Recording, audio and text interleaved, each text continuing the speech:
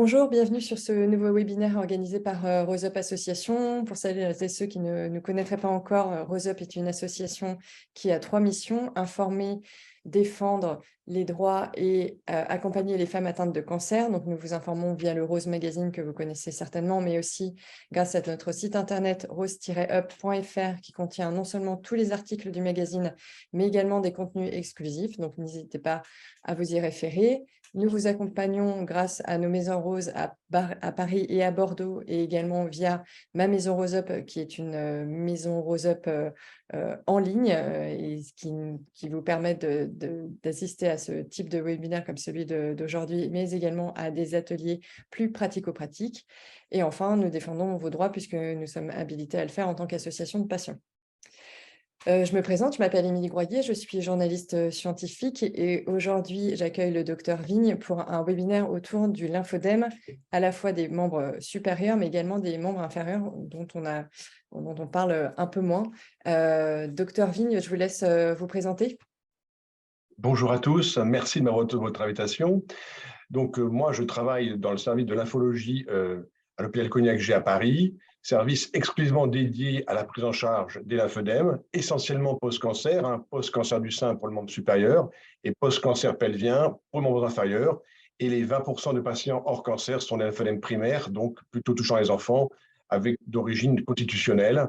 Mais la grande majorité de nos patients sont des suites de cancer pelvien pour le membre inférieur et du sein pour le membre supérieur. Merci. Alors, vous avez préparé une présentation. Je rappelle juste aux personnes qui nous suivent sur Zoom et également sur Facebook qu'elles peuvent poser leurs questions. Alors, sur Zoom, préférez l'onglet Q&R en bas de votre écran.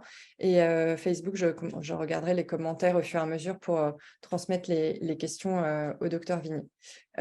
Du coup, je vous laisse partager votre présentation. Normalement, vous avez les droits pour le faire. Je pense que je vais. Je pense que c'est bon. Oui, c'est parfait, on voit très bien.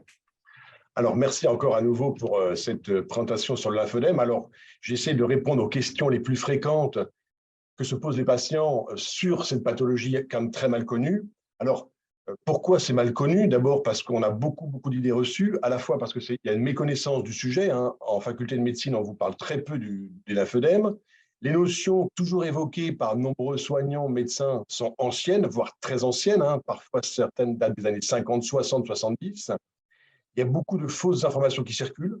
Ça, c'est un problème aussi encore majeur actuellement avec Internet. Et donc, c'est important de pouvoir éventuellement essayer de voir, démarquer le vrai du faux.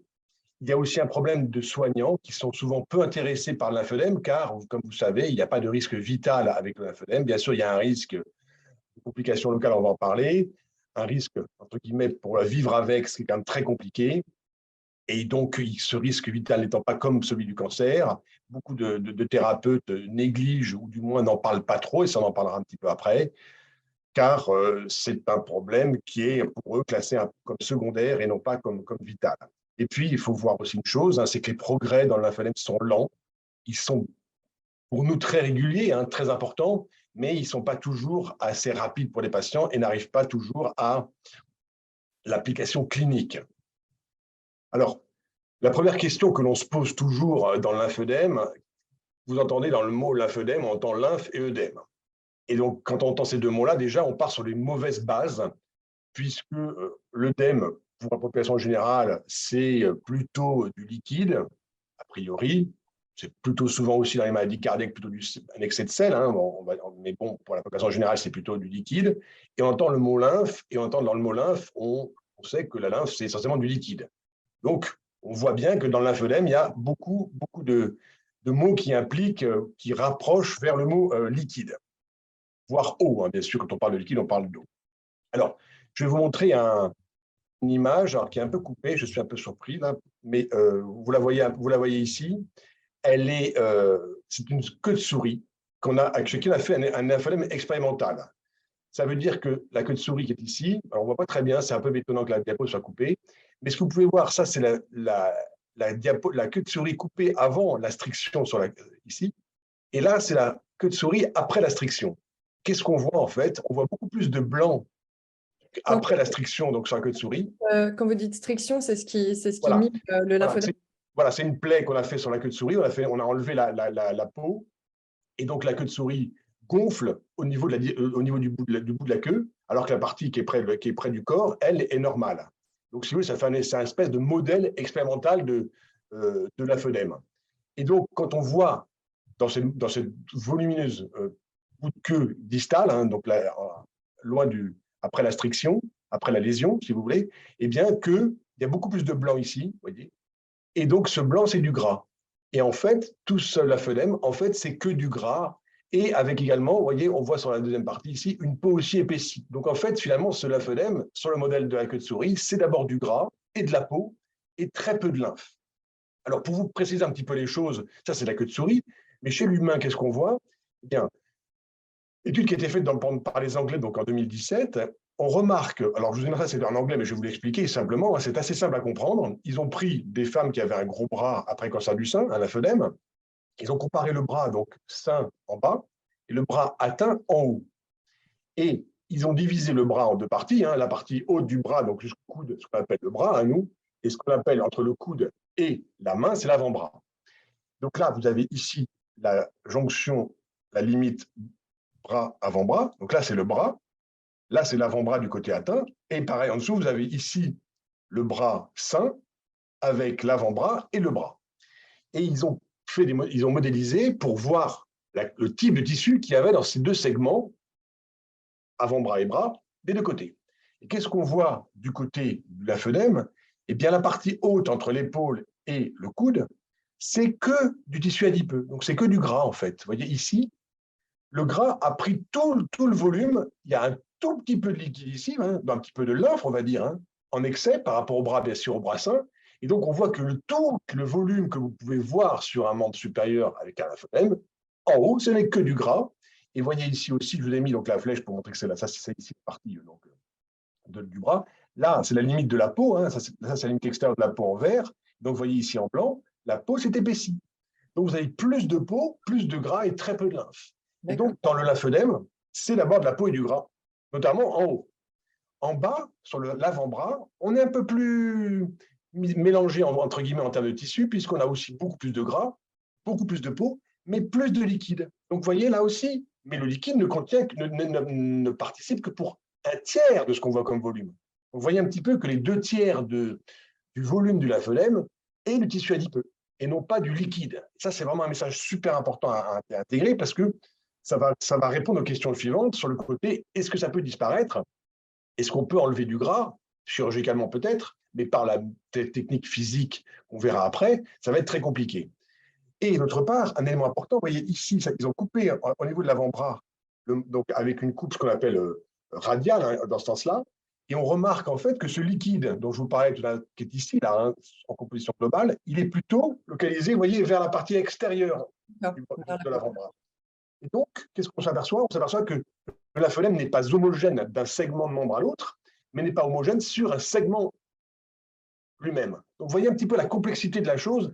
Ce n'est pas aussi simple que ce qu'on pourrait croire. Et le message important, c'est que c'est donc essentiellement de la peau et du gras et un peu de liquide. Alors, question que les patientes se posent, pourquoi on ne parle pas du lymphodème après la chirurgie? Alors, je vais un petit peu être un peu plus large, après le traitement, parce que là, on parle de chirurgie, mais ce n'est pas que la chirurgie qui entraîne des séquelles à titre de lymphodème. Et pourquoi le médecin n'en parle pas, ou le chirurgien, l'oncologue n'en parle pas, et comment ça s'explique? Alors, ça s'explique, je vais vous faire une petite question en même temps mélangée avec pourquoi j'ai un lymphodème. Est-ce qu'on sait pourquoi on a un lymphodème? Alors, d'abord, il faut savoir une chose, c'est que toutes les femmes n'auront pas un lymphodème, ou les hommes non plus après cancer. Donc là, je vous ai mis les chiffres qui sont 2018. Alors, il n'y a pas d'études françaises, hein. Toutes les études sont les études mondiales qui ont été là ici additionnées. Et c'est pour vous montrer un petit peu que pour les cancers du sein, il y a environ une femme sur 5 qui développera un lymphodème avec le cural axillaire, alors que, bien sûr, vous savez que le sentinelle, hein, ça c'est quelque chose que vous connaissez bien, il n'y a plus que 6%. Donc, le premier progrès pour le cancer du sein, pour réduire le volume du lymphodème, la prévention, c'est la pratique du ganglion sentinelle. Donc voilà, ça c'est la première étape qui permet de passer de 19 à 6. Donc, c'est un énorme progrès qui a été fait. Je me permets juste, pour celles qui ne connaîtraient pas le terme ganglion sentinelle, je vous invite à regarder notre chaîne YouTube. Dans la minute de notre docteur Roseup, on explique ce terme. Voilà. C'est important, absolument. On voit en dessous, je vous ai mis aussi en rouge, tous les cancers gynécologiques, en particulier cancer utérin, du cancer endométrial, donc du muscle lui-même, du col utérin, de la vulve. On est à 25%. Donc, vous voyez ça aussi, ce n'est pas négligeable. On a nombreuses femmes, une femme sur 4, qui pourra développer, après un cancer pelvien, un lymphœdème, qui sera souvent d'ailleurs unilatéral, mais souvent bilatéral, c'est-à-dire qui touchera les deux membres inférieurs. Et ces lymphœdèmes peuvent remonter assez haut, c'est-à-dire qu'ils peuvent toucher le pubis, le ventre, et parfois aussi les organes génitaux externes, ce qui est un handicap supplémentaire. Donc, vous voyez, on est dans les cancers pelviens et membres supérieurs. Et je vous rappelle, hein, là, ce n'est pas trop le sujet, mais on peut aussi un peu évoquer, les mélanomes, aussi cancer qui est en hausse, notamment les membres inférieurs, où on enlève les ganglions inguinaux, on fait des curages inguinaux, vous avez 30% des personnes qui ont un lymphœdème. Donc, vous voyez, c'est quand même très élevé, parce que les traitements comprennent toujours un curage ganglionnaire. Et puis, pour les hommes, hein, aussi, prostate, pénis, vous avez aussi une fréquence non négligeable de lymphœdème. Donc, vous voyez, tous les cancers pelviens peuvent entraîner à différents degrés, différents stades, des lymphœdèmes. Alors, donc, vous voyez, hein, réponse à une question, ce n'est pas systématique du tout d'avoir un lymphœdème. Hein. Toutes les femmes n'auront pas de lymphœdème, et heureusement, et tous les patients traités pour un cancer pelvien ou du sein n'auront pas de lymphœdème, heureusement. Alors, la question qui se pose maintenant, pourquoi il y en a qui en ont, il y en a qui n'en ont pas? Alors, pour savoir, pour répondre à cette question, c'est assez simple en médecine, on regarde les facteurs de risque, c'est-à-dire qu'on regarde les facteurs qui influencent la survenue d'un lymphœdème.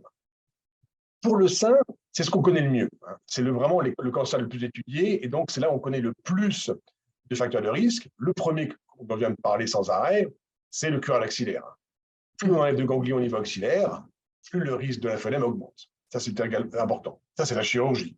Mais la radiothérapie est également important comme facteur de risque. C'est le deuxième. Donc, la radiothérapie indispensable au traitement du cancer du sein augmente aussi le risque d'effets indésirables à type de lymphœdème. Alors, radiothérapie, hein, qu'on fait sur le sein, qu'on fait sur le cursus claviculaire ou sur la chaîne mammaire interne, indispensable pour le traitement, mais aussi augmente le risque de lymphœdème. Troisième élément, ça a été mis en évidence dans de nombreux articles, c'est l'obésité. Les femmes qui sont obèses, en situation d'obésité lors du cancer du sein, ont 4 fois plus de risques d'avoir un lymphœdème que les autres. Donc ça, c'est quelque chose qui n'est pas maîtrisable. Hein. Vous avez vu, quand on dit on va essayer de maîtriser les facteurs de risque, là, les trois facteurs de risque, on arrive lors du cancer du sein, malheureusement, on ne peut pas choisir avoir une influence sur ces éléments-là. D'autres facteurs de risque sont aussi connus. Hein. Il y a la mastectomie par rapport à la tumorectomie, et le fait d'enlever tout le sein, c'est un facteur de risque. Les chimiothérapies, notamment certaines chimiothérapies, peuvent aussi augmenter le risque de cancer du sein. Donc, vous voyez, et le fait de ne pas avoir été reconstruite, si on a fait une mastectomie, aussi augmente le risque. Donc, reconstruire son sein, si on le souhaite, diminue le risque de lymphœdème. Donc, vous voyez, il y a plein de facteurs de risque. Et quand on écoute ce que je viens de vous dire, eh bien, on s'aperçoit que finalement, on n'en maîtrise aucun. C'est ceux qui sont dépendants quasiment du traitement et obligatoires. Pour les membres inférieurs, MI, c'est membres inférieurs, tous les cancers, c'est plus compliqué. Par contre, ce qu'on sait, c'est que les curages pelviens ganglionnaires, c'est pareil, ça augmente le risque. La radiothérapie externe augmente le risque. La curithérapie endovaginale pour les cancers du col utérin augmente également le risque. Et l'obésité pour les cancers d'endomètre augmente le risque. Donc, vous voyez, là aussi, on ne peut pas maîtriser tous ces facteurs de risque puisque c'est dépendant de la lésion, du cancer lui-même et du traitement. Et puis, il y a un troisième élément, hein, donc, en dehors des facteurs de risque, c'est la crainte des médecins d'en parler parce que d'abord, ce n'est pas constant, donc on n'en parle pas trop. Et puis, c'est toujours en France quelque chose un petit peu, pas tabou, mais toujours un peu difficile de parler des effets indésirables des traitements dans une maladie grave, hein, en particulier, comme le cancer et ses traitements. Et donc, les médecins en parlent ou évoquent peu, disent que le nombre de la femme réduit. Alors, c'est vrai pour le cancer du sein, hein, puisque avec les techniques du sentinelle, on en a moins. Donc, c'est un progrès. Les progrès sont extrêmement nets. Pour les cancers pelviens qu'on guérit de plus en plus, il y a encore beaucoup de lymphœdème post-traitement. Alors, Ça, c'était votre réponse à la question. Non, peut-on prévenir ce lymphœdème? Parce que c'est un peu la question qu'on veut savoir. Alors, maîtriser les facteurs de risque, on vient d'en parler. Mais ces facteurs de risque, ils ne dépendent pas ou peu des patients. Vous voyez, vous n'avez pas d'impact au moment du cancer du sein, dire mais je vais essayer de faire tout ce que je peux. Mais il faut quand même savoir qu'il y a probablement, chez les femmes qui ont un lymphœdème après cancer du sein en particulier, parce que ça a été mieux étudié, une certaine susceptibilité au lymphœdème. Ça veut dire que sur le plan génétique, les femmes qui ont un lymphœdème ne sont pas complètement comparables en termes de variation génétique que celles qui n'ont pas de lymphœdème. Donc là aussi, ce n'est pas quelque chose qu'on peut maîtriser. On ne maîtrise pas ses gènes, on ne maîtrise pas son ADN. Et donc, il est possible qu'il y ait une certaine sensibilité. Le fait d'avoir un curage ou une radiothérapie fait qu'il y a certaines femmes qui développeront un lymphœdème plus que d'autres. Ça, c'est en cours de recherche pour essayer de comprendre un peu plus que ce qui se passe. C'est un peu la médecine, j'allais dire, de demain, où on aura des facteurs de risque génétiques plus précis. Donc là, ça ne dépend pas de vous. Alors, on se dit à ce moment-là, mais qu'est-ce qui reste? Je me permets juste de vous interrompre parce qu'on parlait des traitements et Claire se demande si l'hormonothérapie fait partie des traitements qui augmentent le risque de lymphodème. Alors non. Non. Non, ça ne sort pas du tout. Par contre, l'hormonothérapie, par le biais parfois d'une prise de poids, peut augmenter non pas le risque, mais la sévérité du lymphème en termes de volume. C'est-à-dire que la prise de poids pouvant aggraver le volume, ça n'augmente pas le risque de l'avoir ou de ne pas l'avoir, mais ça augmente quand on l'a, le risque d'avoir un gros lymphœdème. Voilà. Parce qu'on a un problème de poids associé. Okay. Voilà, mais ce n'est pas un facteur de risque. Alors, dans cet enchaînement de réponses, là, de détails, mais alors, tous ces conseils qu'on donne aux patients, vous pour l'instant, on parle de choses qui sont immaîtrisables, influençables par un comportement. Alors, il existe plein de conseils. Je vous conseille une chose pour les conseils, c'est d'oublier tout ce qu'on vous a dit, notamment tout ce qui est négatif. Alors, tout ce qui est positif, vous le gardez, tous les conseils positifs, vous les gardez absolument, mais pas les négatifs. Et parce que les négatifs sont négatifs et sont toujours restrictifs, ils sont toujours, parce qu'ils sont négatifs, ils sont toujours stressants, anxiogènes, et ils sont culpabilisants. Alors, message important qui va résumer qui résume ces conseils, ce n'est pas de votre faute quand vous avez un lymphœdème. Vous n'y êtes pour rien, d'accord? Donc, vous n'y êtes pour rien, ce n'est pas de votre faute, ce n'est pas parce que vous avez fait ou pas fait quelque chose que vous avez un lymphœdème. Pour parler de ça, pour parler de ces conseils, en vrac, de façon globale, vous savez qu'on parle souvent, notamment pour les femmes après cancer du sein. Alors, c'est essentiellement pour les femmes après cancer du sein. Vous remarquerez qu'on ne parle jamais des conseils pour les cancers pelviens et les activités physiques et les autres risques. On n'en parle jamais. On ne parle que des conseils pour les cancers du sein et les femmes opérées, traitées. Et on vous donne depuis des années des conseils variables. Ces conseils-là datent des années 50, 60, 70. Donc, je vous l'ai dit, ça fait très, très longtemps.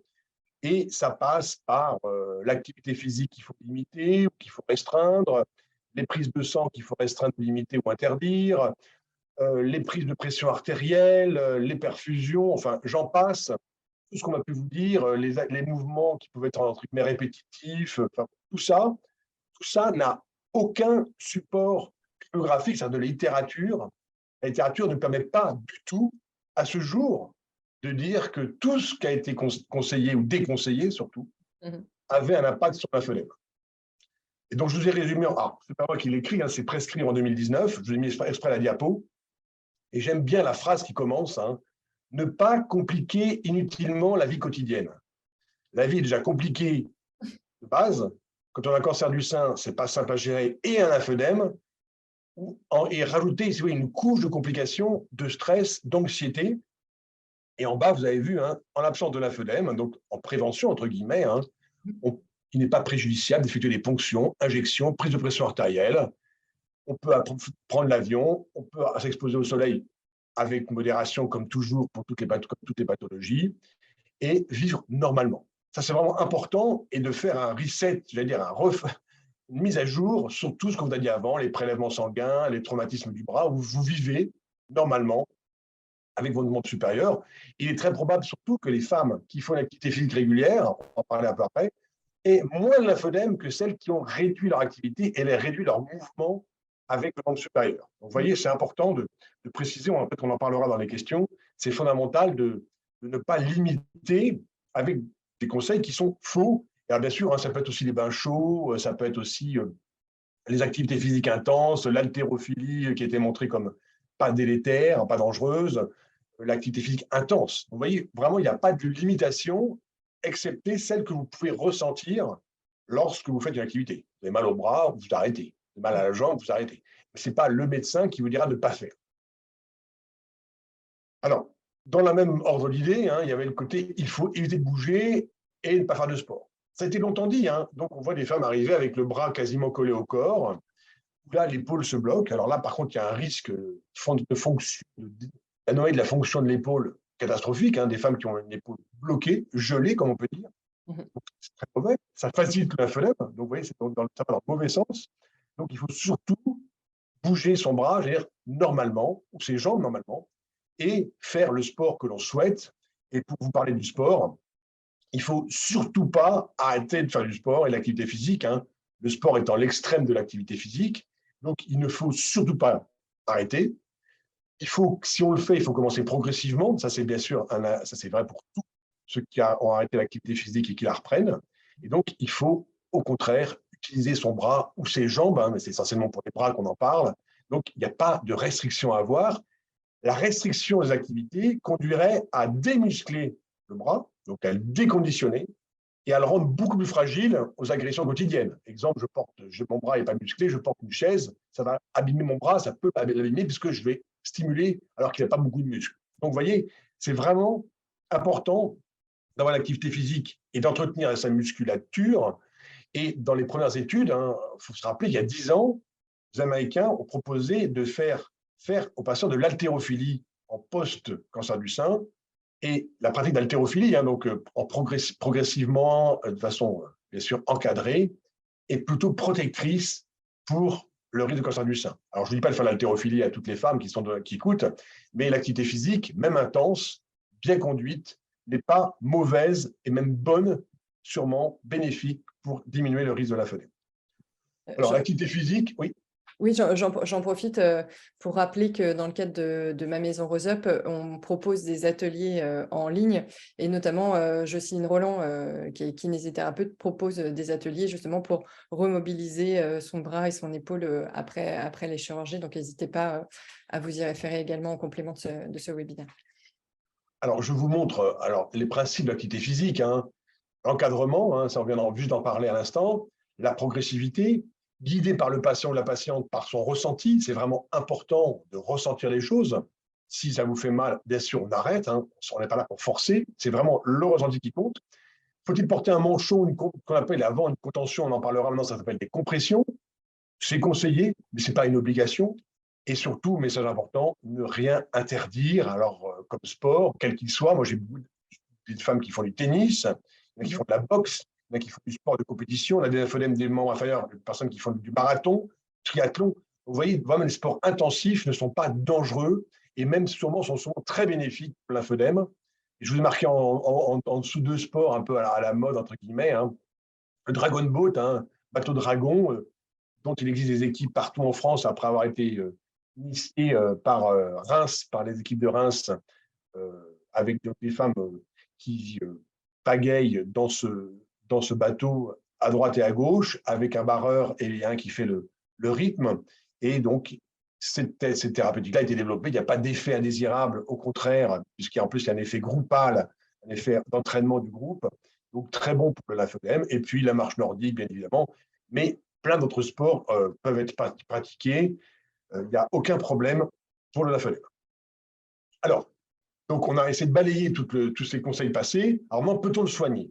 Alors, ça, c'était les conseils pour les personnes qui n'avaient pas encore de lymphodème. Absolument. Eux-mêmes, ceux qui en ont. D'accord.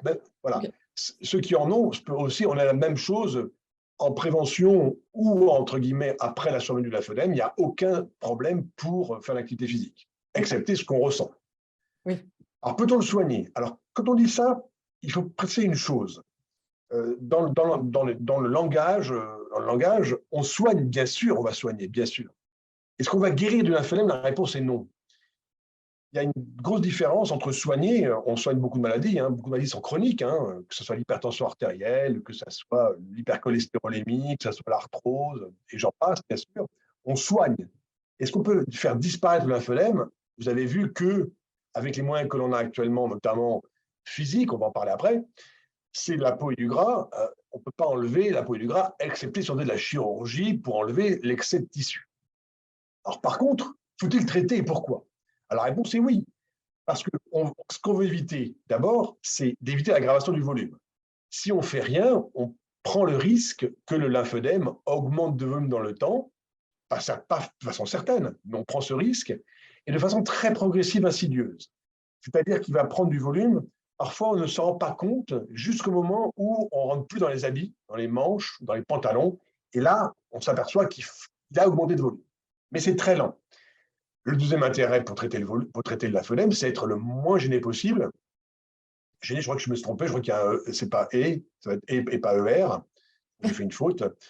Donc, le moins gêné possible pour pouvoir avoir une vie normale et aussi, troisième élément, pour diminuer les complications. On va en parler un petit peu à la fin. La principale complication du lymphoedème, ce sont les érésipèles, complications infectieuses. Et donc, vous voyez que le lymphoedème complique le traitement du cancer et le lymphoedème se complique même des érésipèles. Donc, vous voyez, s'il y a une espèce d'enchaînement de choses négatives qu'il faut arriver à gérer et à gérer au mieux pour avoir une vie la plus normale possible. Alors, si vous regardez un document officiel datant de 2011, c'est sur la HAS. La HAS a dit à l'époque, pour traiter le lymphoedème, c'est très simple, on utilise des bandages, je vais vous en montrer, ici, qui sont de côté, donc en haut, en membre submembrane, c'est pareil. Pour réduire la partie liquidienne, on va enlever que 20, 30, au pire 40% du volume. Parce que je vous rappelle que le reste, c'est de la partie tissulaire, du gras et de la peau. Et la phase de maintien, donc une fois que ce volume de lymphoedème est réduit, on met des compressions. Il ne faut plus appeler ça des contentions, mais des compressions, parce que ça comprime. Alors que, vous voyez, une bouteille comme ça, vous voyez, contient, ça serait plutôt une contention, alors que dès que ça comprime, c'est une compression. Donc, comme c'est élastique, c'est une compression. Et donc, il faut, après, avoir une compression la plus serrée possible, la mettre tous les jours, du matin au soir, pour stabiliser les choses. Car si on ne stabilise pas les choses, eh bien, le volume, bien sûr, réaugmente, puisque c'est une maladie chronique et que la lymphe n'attend pas pour se remettre dans le bras et en faire augmenter le volume du bras et créer à nouveau cette peau qui va à nouveau se fabriquer ou ce gras. Donc, vous voyez, en enlevant la lymphe, vous bloquez le processus d'accumulation de tissu adipeux et de peau. Bien sûr, là aussi, l'activité physique peut aider à la perte de poids, et perte de poids peut entraîner à la perte du volume du membre supérieur ou du membre inférieur, puisqu'il y a du tissu adipeux. Donc, vous voyez, tout ça est lié, et la prise en charge nutritionnelle, si elle est nécessaire, est aussi un élément thérapeutique. Voilà comment ça se passe en pratique. Là, vous avez un bras avec, donc on met un capitonnage, c'est donc une espèce de mousse qui se met sur le bras, et ensuite on met des bandes d'allongement court que les thérapeutes mettent en place. Ces bandes ne sont pas tirées, ne sont pas mises en force, donc ce n'est pas douloureux, et ça permet de faire une espèce d'effet plâtre, d'effet un peu contensif. Là, on peut dire c'est la contention, c'est un peu contensif, et ça va permettre de réduire le volume du bras ou de la jambe d'un bon tiers, de 30% à peu près, ce qui n'est pas négligeable, bien sûr, mais ce n'est pas la totalité du volume, avec des durées de traitement qui vont de 5 à 10 à 15 jours, voire plus quand c'est très volumineux, sachant qu'avec 10 jours, 12 jours, on fait quasiment l'essentiel du traitement. Donc, ça veut dire que pendant une dizaine de jours, on va porter ces bandages tout au long de la journée? Voilà, alors nous, on a deux façons de pratiquer. Soit nous, on le fait dans le séjour à l'hôpital, parce qu'on a cette chance de pouvoir le faire. Donc, les patients sont bandés jour et nuit, et le bandage est refait tous les matins par le kinésithérapeute. Ou quand c'est fait en libéral, où les patients peuvent n'être revus que tous les 2 jours, tous les 48 heures, et conservent entre 2 changements le bandage. Donc, lundi, mercredi, vendredi. Lundi ou mercredi, ils gardent le bandage, ils l'enlèvent pour prendre leur douche le mercredi matin, et on fait un bandage qu'au vendredi, etc. Et avec ce traitement-là, ça peut se faire en ambulatoire donc, ou à l'hôpital quand on a la possibilité, quand on peut le faire, et ça fait le même effet. Donc, et les bandages, on les garde jour et nuit quand on les fait en traitement d'attaque, en traitement intensif de réduction de volume. Voilà, tout à fait, quand c'est fini, vous voyez, ça fait un peu impressionnant. C'est ce traitement-là qui va réduire le volume. Donc, c'est vraiment la pierre angulaire de réduction. C'est ce traitement-là qui va réduire. Donc, on est d'accord, je veux réduire mon volume de lymphoedème, je fais des bandages. Pas de bandage, pas de réduction de volume. C'est vraiment une équation simple. Réduction égale bandage. Si vous voulez en savoir plus sur les bandages, on a fait des tutoriels il y a quelques années, il y a très récents en particulier, il y a moins d'un an pour certains, même quelques mois pour d'autres.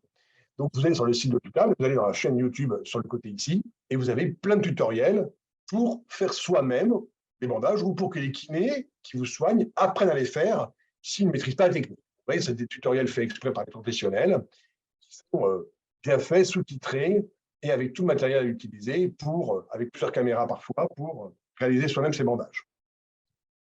Alors, une fois qu'on a mis la réduction de volume, il faut maintenir le volume. Et ce maintien de volume passe par un élément visible qu'on appelle les compressions. Compressions qui peuvent être qu'on appelle des manchons pour le membre supérieur, manchons avec ou sans main, ou pour les membres inférieurs, qu'on appelle les chaussettes ou des bas jarrets, ou des bas cuisses, qu'on appelle des bas maintenant, qui sont fixés. Je vous ai donc mis là ici ce qu'on utilisait le plus avec les entoureurs bleus, en sachant que par exemple pour les collants, quand vous avez une jambe d'atteinte, ça n'est pas très adapté, et les collants, quand ils sont très très serrés, c'est extrêmement complexe de les mettre en place. Pour les compressions, l'important, c'est d'une part de les porter tous les jours, et si on ne les porte pas tous les jours, le risque, c'est que le volume réaugmente et qu'ensuite on peut les remettre. Vous voyez, on va courir derrière. Il faut les remplacer tous les 3-4 mois, ça s'use vite. On va en parler après de la prise en charge qui n'est pas tout à fait adaptée, sur le plan financier. Il faut qu'ils soient serrés, donc les compressions, c'est du classe 3 quasiment pour tous les patients, au moins au membre supérieur. Il faut, vous voyez, parfois prendre la main, parce que si on ne prend pas la main avec ces manchons-là, la main va gonfler et va devenir volumineuse, donc ce qui fait que le risque que les patientes enlèvent leur manchon. Et on préfère en un seul morceau qu'en 2 morceaux, car si on enlève ce petit morceau-là, la main va gonfler, et donc les patients vont quand même enlever le manchon ne prenant pas la main. Donc les morceaux attenants, séparés, je veux dire, comme ce que vous pouvez voir comme ici, c'est manipulé avec prudence, parce qu'on sait que les femmes ne le mettent pas, et donc la main va gonfler. Pour les membres inférieurs, on préfère beaucoup plus les bas-cuisses aux chaussettes, car sinon ça va faire gonfler au niveau des cuisses.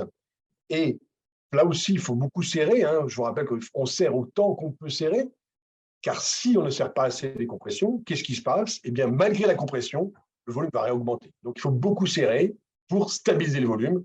Et la plupart du temps, ça, je vous dis un élément important, pour maintenir la pression suffisante au maintien du volume, eh bien, il faut mettre 2 bas l'un sur l'autre, sur une jambe atteinte par un lymphœdème. Vous voyez, c'est un bas et un second bas de classe équivalente à de classe 3, souvent de classe 3+3, par exemple, 4+3. Vous voyez l'extrême pression qu'on puisse avoir en France pour pouvoir arriver à contenir ce lymphœdème. Donc, c'est très contraignant et c'est efficace. Plus on serre, sans se faire mal, bien évidemment, plus le bénéfice du traitement intensif de réduction de volume se maintient. Il y a Valérie qui a une question Oui. concernant ces manchons de compression.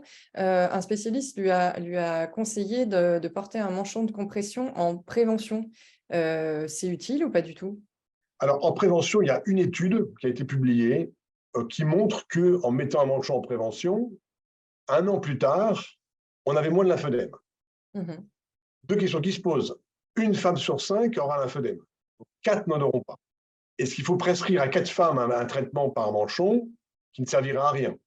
Sur le plan physique, sur le plan financier, sur le plan éthique, est-ce que c'est jouable? Deuxième question, au bout d'1 an, qu'est-ce qui se passe? J'enlève le manchon, je le continue à le porter. Si je l'enlève, est-ce que ça ne va pas finalement faire apparaître le lymphœdème? Parce que finalement, on n'a fait que retarder la survenue. La question qu'il y a, c'est que pour l'instant, on est quand même un peu vigilant devant ces manchons. Pour porter un manchon alors qu'on n'a pas de risque, est-ce qu'il ne vaut pas savoir, essayer de trouver les femmes qui sont à risque de lymphœdème pour leur prescrire un manchon de prévention? Moi, je pense que le plus tôt actuellement, c'est de repérer les premiers signes de lymphœdème le plus tôt possible pour faire un traitement intensif ou porter une compression à ce moment-là. Avoir une surveillance rapprochée, éventuellement une surveillance par le patient lui-même, ce qu'on appelle une autosurveillance. Le patient peut se mesurer le bras, il peut être vigilant, elle peut être vigilante, la femme opérée, en voyant ce que ça donne, si ça gonfle un petit peu. Donc, vous voyez, je pense qu'une vigilance très précise et une intervention rapide en cas d'augmentation de volume me paraît actuellement plus licite qu'un manchon en prévention, qui est d'abord coûteux. Est-ce que ça sera remboursé par l'assurance maladie? Je ne suis pas sûr. et puis quand même qui entraîne des contraintes pour un bénéfice sur une femme, peut-être sur une femme sur 5. Donc ça fait réfléchir. Mais c'est pas une question qui n'est pas encore tranchée. Okay. Là, vous avez un manchon, donc ne prenant pas la main.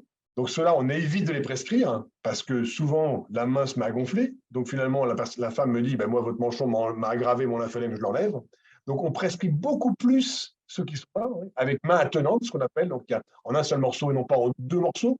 Parce qu'on sait bien que le morceau numéro 2 est enlevé et que ça finit comme ça, et que la main se met à gonfler. Donc on sait très bien qu'il faut prescrire d'emblée ça, même si secondairement la main ne gonfle plus, on pourra à ce moment-là faire un manchon sans la main. Et ça se verra dans l'évolution.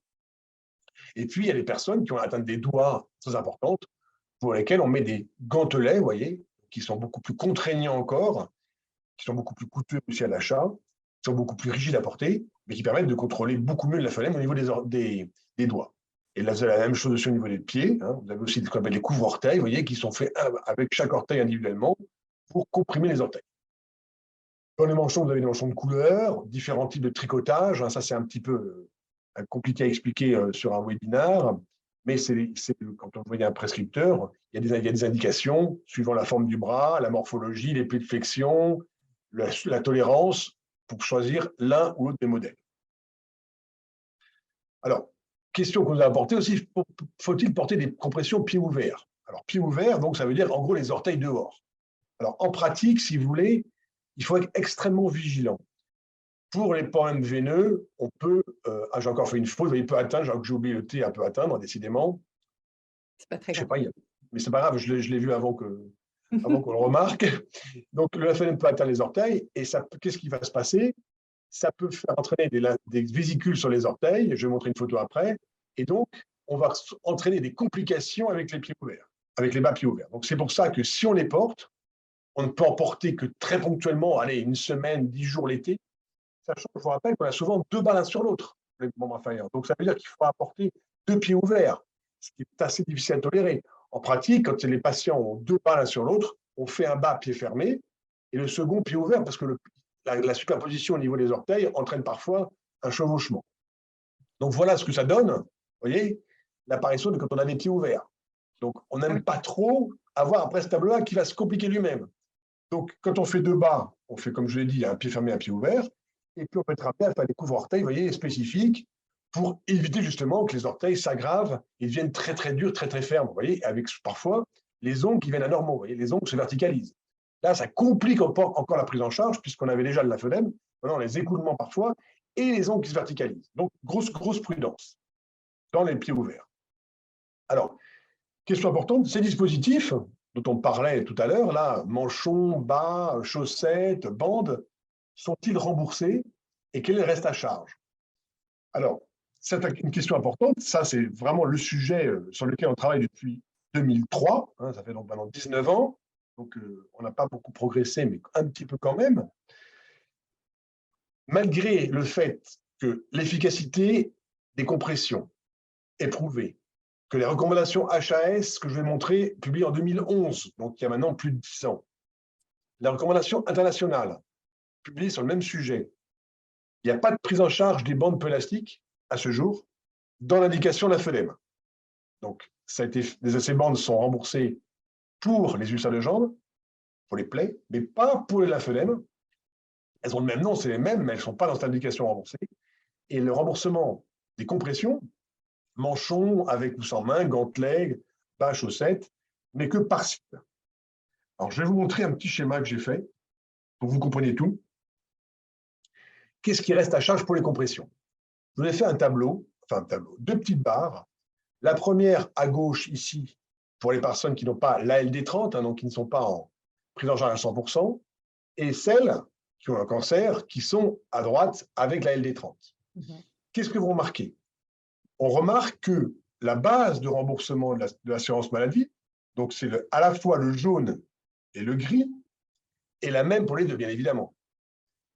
Quand vous êtes sans ALD30, vous avez le jaune qui est remboursé, que l'assurance maladie prend en charge, et une partie grise, là, c'est ce qu'on appelle le ticket modérateur. Le ticket modérateur, c'est ce qui vous reste à payer par rapport, attention, au prix de remboursement de l'assurance maladie.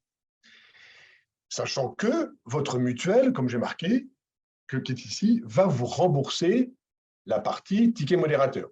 Mhm. Donc, vous serez remboursé avec une mutuelle sans ALD 30 maladies, hein, donc à 100% du prix de remboursement de l'assurance maladie, du prix fixé, de la base de remboursement. Quand vous avez l'ALD 30 après cancer, vous avez par contre la prise d'emblée à 100% des produits, et donc la mutuelle n'intervient pas. Mais là où il y a une grosse différence, et un élément très important, c'est qu'il y a une différence entre la base de remboursement de la sécurité sociale et le prix de vente, qui ne sont pas liés, pas associés, puisque les prix de la sécurité sociale ont été faits en 85-86 et qu'on est en 2022. Donc, depuis 86, les prix de vente ont augmenté, pas le prix de base de remboursement, ce qui fait que les patients vont avoir un écart ici entre le prix de vente et la base de remboursement non négligeable qui s'appelle le reste à charge. Et ce reste à charge-là, c'est ce qui vous reste à payer quoi qu'il arrive, que vous soyez à 100% avec la LD30 ou sans la LD30. Donc c'est ça qui pose problème. Et donc depuis des années, on a essayé d'améliorer, de trouver une solution pour que cette partie de reste à charge soit réduite. Pour l'instant, on n'a pas de solution, puisqu'il faudrait avoir, il y a plein de solutions possibles, il y a plein d'idées possibles, mais pour l'instant, aucune n'a été mise en œuvre, et donc peut-être que l'appui des associations pourra effectivement améliorer cette prise en charge, car elle n'est pas négligeable. Je vous rappelle que cette partie violette, pour un manchon, peut représenter 30-40 euros, sachant qu'il en faut 4 par an, par exemple, ça vous fait 120 euros par an. Donc, on est déjà à plus de 100 euros par an. Quand c'est un membre inférieur qui a un lymphœdème, je vous rappelle que vous avez deux bas l'un sur l'autre. Le bas étant plus cher que le manchon, puisque bien sûr, il y a plus de tissu. Le reste à charge unitaire peut avoisiner par contre les 50 euros. Il en faut deux l'un sur l'autre, ça vous donc fait 100 euros par jeu de bas. S'il faut changer 3 fois par an, votre coût total est de 3 à 400 euros par an de votre poche. Vous voyez, le reste à charge n'est pas négligeable du tout. D'autant plus que ces bas sont faits sur mesure et donc sont plus chers que les bas standards. Alors, je confirme que RoseUp est en train d'acter d'agir pour que ce reste à charge diminue, notamment suite aux données que vous nous avez fournies. Donc, d'ailleurs, si vous voulez nous aider dans nos actions, n'hésitez pas à adhérer à notre association. Plus on est nombreuses, plus on pourra faire ce genre de plaidoyer et réduire le reste à charge pour les patientes atteintes de cancer. Alors ça, c'est pour les compressions. Pour les bandes, il n'y a absolument rien. Alors, parfois, ça c'est quelque chose d'important à signaler, il y a des prises en charge variables des mutuelles. Les mutuelles peuvent, maintenant, de plus en plus souvent, faire un espèce de forfait fixe. Donc, c'est une somme fixe par an, parfois qui n'est pas négligeable, hein, qui peut avoisiner les 200 euros, et qui permet d'acheter du petit matériel. C'est une fois par an, hein, bien sûr, c'est un forfait annuel. Et ce forfait permet, la plupart du temps, d'acheter tout le matériel de bandage. Donc, finalement, pour les bandages, avec ce forfait que les mutuelles peuvent donner ou peuvent bénéficier, on peut avoir au moins la prise en charge des bandes. Ces bandes-là sont bien sûr réutilisables, hein, puisque ce sont des bandes que je vous montre ici qui sont à allongement court, elles sont lavables et elles peuvent être utilisées pendant plusieurs mois, voire plusieurs années. Donc, on peut, via ce forfait petit matériel, s'en sortir. Mais pour les compressions, il n'y a pas de solution. Quand le prix de vente est nettement supérieur à la base de remboursement, il faut bien sûr payer de sa poche, et donc c'est un reste à charge, comme on vient d'en parler. Alors, autre question qu'on m'a posée, donc là on était dans le côté un peu financier et important de réduction de volume, donc vous avez vu réduction par les bandages, maintien par la compression, et maintenant je vous parle en dernier des massages. Alors pourquoi en dernier? Quand on parle de massage, on parle surtout, comme je l'ai marqué en bas, de drainage lymphatique manuel. Ça c'est ce qui est connu en termes de massage lymphatique. Mais je reviens un petit peu juste avant avec ma petite ligne que j'ai marquée au-dessus. Lymphœdème, je vous rappelle, c'est de la peau, du tissu adipeux, un peu de lymphe. Est-ce que donc les massages peuvent faire partir tout ça? Ben, la réponse est non. On ne peut pas faire partir de la peau et du gras avec un massage, quel qu'il soit. Bien sûr, ça peut peut-être aider au niveau lymphatique, mais ça va vous aider peut-être transitoirement, puisque le drainage va durer 15 minutes, 30 minutes. Mais alors que sur une journée, ce n'est pas suffisant pour une journée complète. Alors, qu'est-ce qu'il y a dans la littérature pour ça? La littérature, vous en faites de 2021, donc c'est assez récent. Analyse de la littérature globale mondiale. Hein. Donc, ça a été fait par tout ce qui a été publié depuis 30 ans sur le sujet. Alors, regardez bien, les phrases sont faciles à comprendre. Hein. Les drainages lymphathiques manuels sont le gold standard, donc c'est-à-dire c'est la référence des traitements. D'accord? Ça, on est rassuré, entre guillemets. Mais par contre, ligne suivante, vous voyez, on ne peut pas conclure que ça diminue le risque de lymphœdème. Donc, ça ne marche pas en préventif. Donc, les drainages lymphatiques manuels ne sont pas utiles et il ne faut pas en prescrire en post-opératoire. Ça n'afflue pas le risque de lymphœdème. Bon, d'accord, donc ça ne marche pas en prévention. Et deuxièmement, il ne contribue pas non plus à réduire le volume.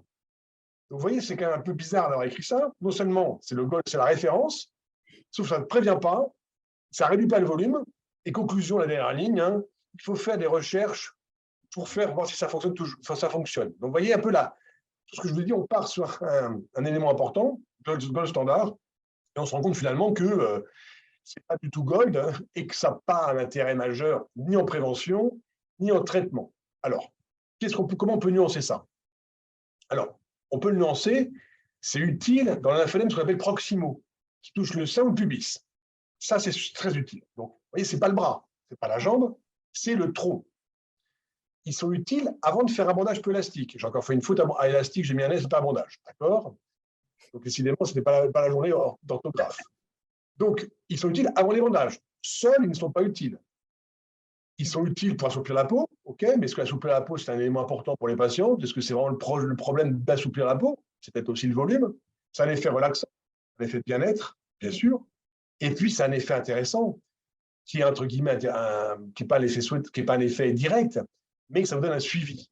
Et les suivis par un soignant régulier peuvent être utiles chez les patients qui perdent un peu le moral, qui ont un peu ras-le-bol du traitement, de la contrainte journalière permanente des bandages ou des manchons. Le fait d'avoir un soignant qui les aide à soit faire des bandages parce qu'il sait les pratiquer, soit parce qu'il les soutient moralement et qu'il leur demande de poursuivre, d'être motivés pour se traiter, ça peut avoir l'intérêt. Donc, en pratique, facultatif. Oui, allez-y. J'en profite pour poser une question, la question d'Isabelle, qui a un lymphodème sur l'avant-bras et donc qui porte un manchon de classe 3. Elle dit que le volume est réduit et stabilisé, mais ça regonfle légèrement dès qu'elle arrête de porter son manchon 1 ou 2 jours. Donc, elle se demande justement, est-ce qu'elle va devoir continuer à le porter à vie? Est-ce qu'elle peut réduire le niveau de contention, puisque là, elle utilise des classes 3? C'est vraiment une question des femmes. Elles se disent, est-ce que je vais devoir maintenir cette compression à vie? Est-ce qu'à un moment, on pourra retirer cette contrainte, comme vous dites? Alors, voilà, les réponses sont dans la question. Effectivement, dès qu'on arrête de porter la compression, la lymphe étant produite en permanence par l'organisme, parce que la lymphe, c'est du liquide qui est produit. Quand le sang va dans les capillaires, il y a des fuites de liquide, d'eau, de protéines sous la peau. Ce mécanisme est permanent et donc le lymphatique récupère en permanence ce qu'il peut récupérer. Si on n'aide pas de lymphatique avec les manchons, avec les compressions, conclusion, la lymphe, ça réaccumule. Donc, c'est un processus permanent. Donc, dès qu'on arrête de porter une compression, le risque, c'est comme vous le disiez très bien, c'est que le volume réaugmente. Donc, on ne peut pas se passer du manchon. Ou alors, si on veut s'en passer, il faut le mesurer toutes les semaines et guetter, si vous voulez, l'évolution. Si c'est stabilisé, on peut y envisager. Mais si ça augmente, vous allez augmenter le volume, puis augmenter la peau et le tissu adipeux, donc le gras dans le bras, et on ne pourra plus revenir au volume d'avant. Donc, on aura perdu. Si le bras est petit et qu'on laisse devenir gros, il ne pourra plus être petit. Donc, c'est pour ça qu'il y a toujours ce risque d'aggravation et cette contrainte qui est persistante pour essayer de maintenir les résultats. Ça, la principale contrainte, c'est que c'est chronique, c'est donc à vie. Sinon, on risque d'avoir une augmentation de volume après immaîtrisable. C'est-à-dire qu'on ne pourra plus revenir au volume qu'on avait au moment où on portait le manchon ou les chaussettes ou les bas. J'en profite aussi, il y a Mireille qui demandait quels étaient les premiers signes d'un lymphodème. Donc, c'est une augmentation Absolument, du volume. Bras, des jambes. Alors, le lymphodème n'est pas douloureux, il faut dire, il n'est pas douloureux, mais parfois les patients expriment une impression de lourdeur, c'est-à-dire le bras est pesant. il est lourd, il est fatigable. Parce qu'en partie, on l'utilise parfois moins, donc il est fatigable parce qu'on l'utilise moins, donc il faut peut-être le remuscler pour qu'il soit moins fatigable. Et puis, on n'en parle pas du tout, mais c'est important parce que ça s'additionne, c'est souvent additionné et associé, c'est le problème d'épaule. Donc, il est très fréquent d'avoir un lymphodème et une épaule qui bouge mal. Et donc, il faut que l'épaule puisse être complètement normale. C'est-à-dire qu'il faut que le bras soit complètement mobile comme l'autre. Donc, ça, c'est important pour les kinésithérapeutes et les patients. Examinez votre bras. Il faut que votre bras bouge comme l'autre. Il ne doit pas être restreint en mobilité dans toutes les directions, dans toutes les, pour s'attacher sur toute la gorge, pour le lever vers l'extérieur, enfin, toutes les positions, le bras doit fonctionner normalement. Ça, c'est important. Avoir une mobilité de la région normale. Et une femme sur 3 ou sur 4 a des problèmes d'épaule. Donc, c'est important, justement, pour les kinésithérapeutes de prendre ça en compte, car ça peut aussi améliorer le lymphodème, de traiter les problèmes de mobilité de la région. Ça, c'est un enjeu important. On n'en parle pas souvent. Les douleurs du bras importantes, dans le lymphodème, ça n'existe pas. C'est autre chose. C'est l'épaule, c'est la post-chirurgie, il y a autre chose. Donc, un bras très douloureux fait évoquer autre chose que le lymphodème. D'accord. Alors, qu'est-ce qu'un érésipèle? Alors, l'érésipèle, vous voyez, on est passé de complication à complication. Donc, l'érésipèle, c'est une infection à streptocoque qui survient sur le lymphodème. Donc, vous voyez, le lymphodème qui compliquait le traitement du cancer se complique d'infection. Vous voyez, donc c'est complication de la complication. Je vous ai mis en bas un article qu'on a fait il n'y a pas très, très peu de temps, hein, c'est sorti il y a quelques mois. Il faut dire quand même que pour les femmes qui ont cancer du sein, 39% d'entre elles, pratiquement 40%, dans leur vie, auront un lymphodème. Donc, c'est beaucoup. 60% n'en auront pas. Pareil, en bas, pour les membres inférieurs après cancer, 30%. Ça, c'est pour les formes primaires, hein, ça c'est pareil, 40%. Donc, vous voyez, en gros, 30 et 40% des femmes ou des hommes traités pour un cancer auront dans leur vie au moins un érésipèle, et certaines, parfois, récidivent. Vous voyez, il y en a 23%, un quart qui récidive. Donc, ce n'est pas rien. Et c'est quoi cette infection? Comment ça se manifeste? C'est d'abord, le lymphodème est un facteur de risque important. C'est une fièvre élevée. C'est un début violent, c'est brutal. C'est des femmes qui me disent ça va bien et quelques minutes après ça va plus bien du tout. Donc c'est vraiment quelque chose de systémique, c'est-à-dire que ça touche tout le corps. C'est pas une plaque rouge, c'est vraiment j'ai de la fièvre, 40 des frissons, je vais très mal. Et puis le bras, je vais marquer mon membre inférieur, mais le membre sup aussi, pareil, peut être chaud, rouge, douloureux et l'augmente de volume. Ça peut toucher le lymphodème, mais ça peut aussi un peu s'étendre. Le sein pour le membre supérieur, la fesse, le pubis pour le membre inférieur. Vous voyez là, ça peut s'étendre dans la zone plus que le lymphodème qu'on ne voit pas cliniquement.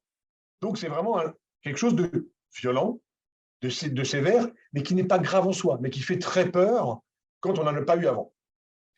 Alors, voilà un exemple. Vous voyez, 40 degrés des frissons, et puis la zone du bras ou de la jambe devient rouge, chaude, douloureuse, augmente de volume, et donc, c'est un érésipèle. La bactérie rentre dans la peau comment? Par une porte d'entrée. Alors, la porte d'entrée, c'est quoi une porte d'entrée? Ce n'est pas une porte qu'on ouvre, une porte d'entrée, c'est un terme médical. C'est une petite plaie au niveau des pieds, comme ça, vous voyez, un champignon entre les orteils.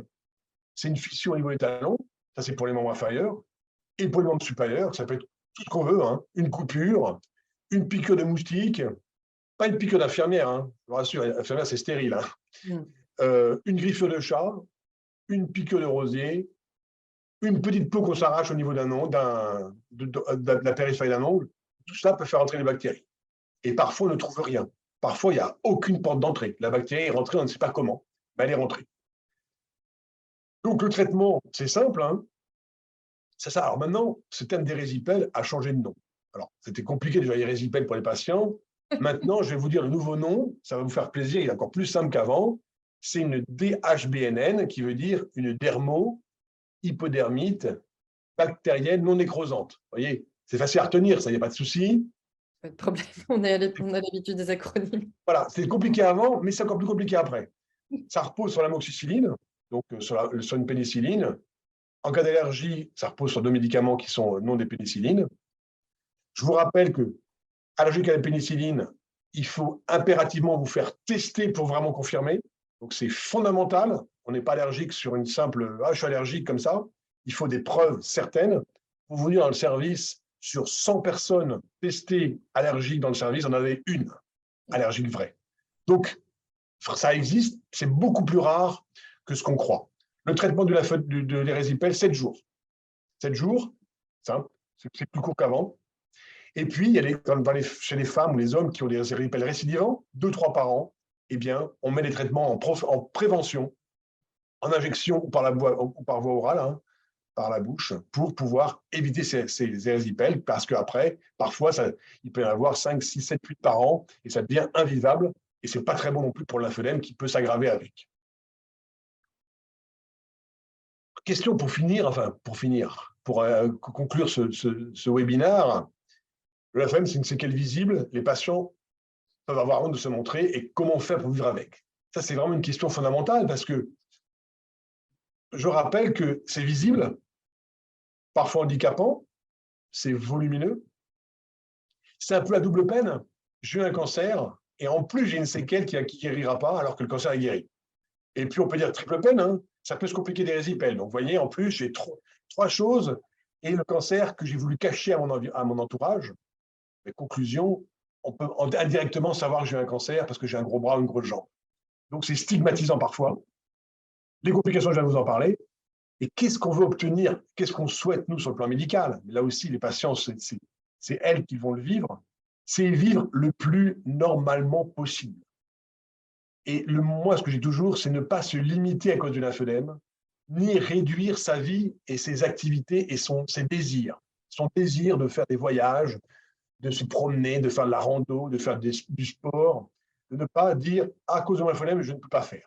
Bien sûr, parfois, c'est le cas. Si c'est très volumineux et très lourd, ça va compliquer la vie. Le but, c'est réduire ce volume le plus possible pour faire ce qu'on veut dans la vie. Ça, c'est facile à dire hein, sur le plan oral. En pratique, c'est plus difficile sur le plan vécu tous les jours. Qu'est-ce qu'on a comme outil pour améliorer ça? Bien sûr, l'éducation thérapeutique est un élément fondamental. Il y a 3 versants. Le savoir, hein, donc connaître le lymphodème. Tout ce qu'on a fait ici, c'est pour d'avoir de quoi on parle. Qu'est-ce que c'est? Comment ça s'est créé? Pourquoi? Si on peut comprendre à peu près. Le savoir-faire, comment je fais des bandages. Vous avez en dessous une kinésithérapeute qui apprend à une patiente de faire des bandages, vous voyez, qui corrige chaque geste qu'elle peut faire et ses erreurs éventuelles. Les patients en association, c'est fondamental. Hein. C'est un soutien majeur et une influence majeure pour les tutelles pour faire bouger les choses. Hein. Donc, ça soutient parce qu'il y a des femmes qui se retrouvent ensemble, ou des hommes aussi, hein, bien sûr, qui permettent d'échanger leur expérience et d'avoir des soutiens. Et puis, je dirais, tout ce qui peut améliorer le savoir-être par rapport à l'environnement, par rapport aux autres, par rapport à expliquer sa pathologie et son vécu. Ah, je vous ai mis plein de choses, hein, un peu en vrac, hein, la psychologue, bien sûr, le yoga, la dramathérapie, je vous ai mis une photo en parce que c'est un projet qu'on fait dans le service de dramathérapie, donc qui est non pas la thérapie par le drame, mais par l'action, un drama. Donc, c'est en fait du jeu de théâtral pour exprimer son vécu et exprimer ses émotions.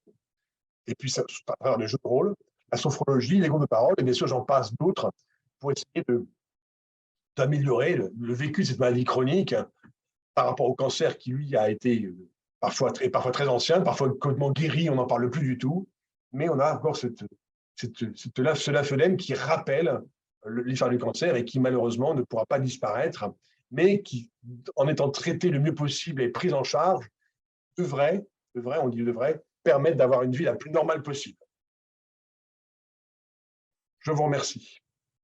Merci beaucoup. Alors, on est arrivé presque à la fin de ce webinaire. Alors, je ne sais pas si le partage d'écran est terminé. Attends, je vais arrêter le partage. Voilà, ça, on voit votre visage, c'est plus intéressant qu'une diapo. Je vais juste prendre les toutes dernières questions qui sont arrivées vers la fin. Alors, il y a Martine qui demande si le lymphodème peut arriver à distance des traitements. Parfois, il arrive plusieurs années après la fin des traitements. Alors, c'est une très bonne question.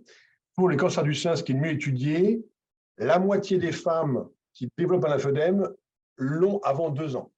D'accord. L'autre moitié l'ont après 2 ans, et il y a des cas de lymphodème qui surviennent 10, 15, 20, 30, 40 ans après le lymphodème, après la chirurgie du sein. Donc, moitié avant 2 ans, mais 5, 6, 7, 8, 10 ans après, c'est possible et ce n'est pas très rare. Donc, ça peut se passer.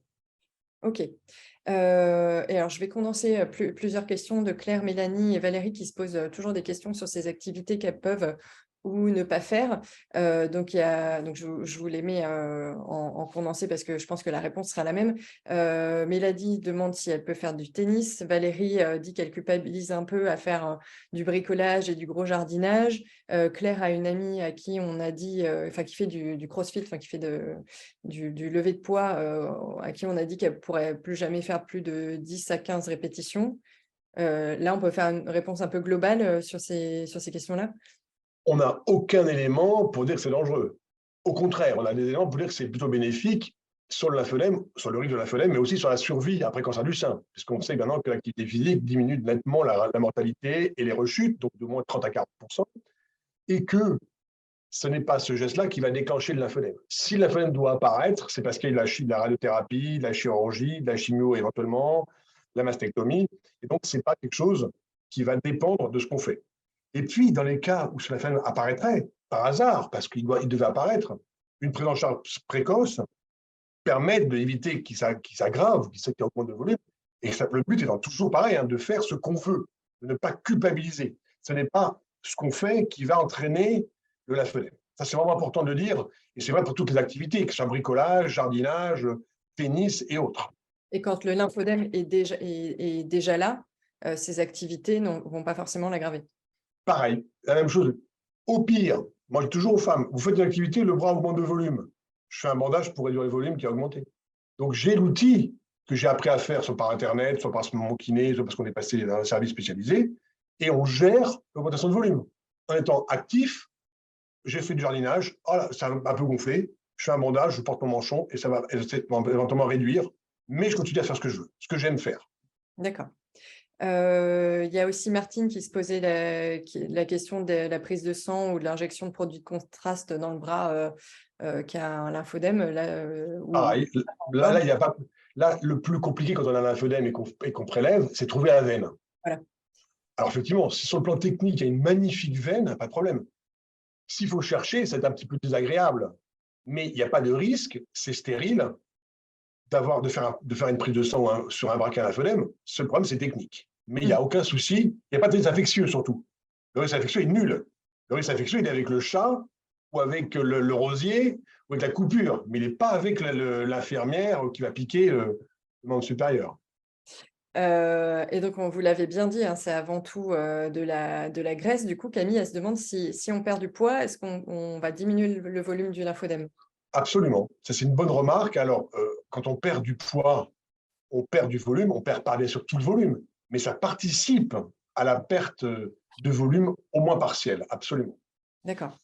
Et alors, il y a, alors j'ai pas noté les noms, mais il y a certaines spectatrices qui se demandent l'intérêt des bracelets lestés, par exemple, ou il y a une de nos, j'ai perdu son prénom, il y a Isabelle qui s'est vue proposer un soutien-gorge LymphoFit, apparemment avec des petits plots dans le tissu. Là, elle se demande ce que vous pensiez de ce genre de Alors, dispositif. il y a des femmes qui ont des lymphoèmes du sein. Oui. On n'en parle pas du tout parce que ça n'a pas été abordé, mais on peut avoir un lymphœdème du membre supérieur et du sein. Donc, ça veut dire que le sein opéré reste plus gros que le sein pas opéré, ce qui est paradoxal puisqu'on a enlevé une petite partie du tissu. Dans les formes avec tumorectomie, pas les mastectomies complètes. Dans ces cas-là, le drainage lymphatique manuel peut être utile pour faire dégonfler le lymphœdème du sein. Et puis, tout ce qui est compression peut être utile. Compression du sein. Alors, pour comprimer les seins, c'est beaucoup moins simple que pour les bras. On met des soutiens-gorge compressifs. Et il y a plusieurs types de soutiens-gorge compressifs, plusieurs marques que je ne vous cite pas, mais qui peuvent aider à comprimer un peu comme les soutiens-gorge d'activité physique. Vous savez, quand on fait du sport, ça comprime. C'est un peu une brassière, c'est un peu le principe. Même parfois, les personnes mettent des brassières simplement pour comprimer, ça coûte moins cher que les soutiens-gorge compressifs, mais il existe des produits, effectivement. Après, avec petit plot sans plot, le but, c'est comprimer. Il n'y a pas d'intérêt de l'un par rapport à l'autre. C'est la compression qui va réduire ce volume. Ok. Il y a deux choses auxquelles on n'a pas fait référence, c'est les cures thermales. Il y a des cures thermales qui se développent spéciales lymphodème. Là, vous l'avez dit, les massages ont très peu d'impact sur le volume du lymphodème. Il y a un intérêt de ces cures ou c'est... Alors, les cures thermales, il y en a il y en a deux ou trois en France principales, notamment dans le sud de la France, dans les Pyrénées. C'est en cours d'évaluation pour beaucoup d'entre elles. je pense que c'est un outil qui peut être utile puisque certaines font aussi de l'éducation thérapeutique en même temps, donc il faut à la fois les deux. Si on combine l'acutama, les bandages bien faits après éventuellement tout ce qui est balnéo, tout ce qui est avec l'eau thermale, plus l'éducation thérapeutique, on peut être bien. Il ne faut pas faire l'un sans l'autre. Il faut faire un espèce de package de groupement, à la fois la cure, bien sûr, les bandages, l'éducation et la compression. Et l'activité physique et nutrition. Là, on est bien. Ok. Ah oui, c'est vrai qu'on n'a pas parlé de la nutrition. Il y a des aliments, il y a une alimentation à privilégier. Non, c'est le poids. Simplement, c'est le poids. Il n'y a pas d'aliments interdits. Voilà. Ok. Alors, bien sûr, j'ai toujours un peu restrictif pour le sel, parce qu'on mange toujours trop de sel dans les pays industrialisés. Mais ce n'est pas le sel qui va favoriser le lymphœdème. Mais manger du sel, c'est-à-dire ne pas en rajouter à table, est une chose de toute façon assez consensuelle. Mais il n'y a pas d'aliments interdits, surtout pas d'aliments interdits particuliers pour le lymphœdème. L'important, c'est d'avoir une alimentation diversifiée et puis toujours à poids pour ne pas prendre de poids. Ok. Et on va peut-être terminer avec la question d'Irma qui parle de la greffe ganglionnaire. C'est un traitement dont on n'a pas parlé. Alors, il y a depuis, je vais vous dire, le premier traitement des chirurgiens lymphatiques date de 1914. Hein, ça fait plus de 100 ans. Donc, depuis 100 ans, les chirurgiens opèrent les lymphodèmes avec des techniques variables, hein, qui sont plus ou moins d'ailleurs agressives, plus ou moins, j'allais dire, délabrantes, hein, puisque les premières techniques étaient quand même très délabrantes, on enlevait la peau jusqu'au niveau du muscle, donc c'était assez violent. Et donc, actuellement, il y a plusieurs chirurgies qui sont entre guillemets à la mode, hein, notamment le transfert ganglionnaire, c'est-à-dire qu'on prend les ganglions d'un endroit, alors on les prend au niveau de l'aine, on les met sous le bras. Il y a des traitements qui permettent de mettre aussi les lymphatiques dans des veines, hein, ce qu'on appelle les anastomoses lymphoveineuses. Les liposuctions aussi qui se mettent aussi à être faites, ça c'est logique aussi puisqu'il y a trop de tissu adipeux dans le membre supérieur essentiellement. Ces thérapeutiques-là, pour l'instant, on n'a pas l'impression, nous en France, hein, je précise bien en France, qu'elles aient un effet très important sur les lymphodèmes. On a plein de patients qui ont eu des traitements donc, chirurgicaux, notamment des greffes ganglionnaires, qui ont toujours les manchons, qui ont toujours les bandages plastiques et qui ont toujours le lymphodème. Donc, peut-être que ça a un intérêt, en tout cas, ça n'empêche pas de continuer le traitement physique à l'identique. Donc, pour moi, ce n'est pas un miracle. Et d'autre part, on n'imagine pas très bien non plus comment les ganglions que l'on met sous le bras vont enlever la graisse qui est au niveau de l'avant-bras. Ça, c'est quelque chose que j'ai du mal un petit peu à comprendre. Et si on comprend que le lymphœdème, ce n'est pas qu'un problème de lymphe. Oui. Voilà, donc pour l'instant, toutes ces chirurgies sont encore en évaluation, ne sont pas recommandées pour l'instant de façon systématique, mais au cas par cas, vraiment après beaucoup de réflexion et en connaissant aussi l'objectif des patients. Qu'est-ce qu'ils souhaitent? S'ils souhaitent enlever le manchon, enlever la compression, enlever tout le traitement chronique, ce n'est pas sûr que ce soit utile. Ok, très bien. Bon, on a légèrement dépassé le temps qui nous était imparti. Merci d'avoir pris le temps de répondre à toutes les questions de nos spectatrices. Je vous rappelle que pour continuer à vous proposer ce type de webinaire et également des ateliers plus pratico-pratiques, dont je parlais notamment celui de Jocelyne Roland, notre kiné fétiche. On a besoin de vous, donc n'hésitez pas à adhérer à notre association. Merci par avance. Merci, Dr Vigne, de nous avoir accordé de votre temps et d'avoir répondu aussi précisément à toutes les questions. Je vous souhaite une bonne journée. Merci à vous de m'avoir invité. Puis j'espère que les choses vont s'améliorer, vont progresser encore pour une meilleure prise en charge des lymphœdèmes. Heureusement de participer activement à ça. Oui. Merci encore. Bonne journée. Merci, au revoir. Au revoir.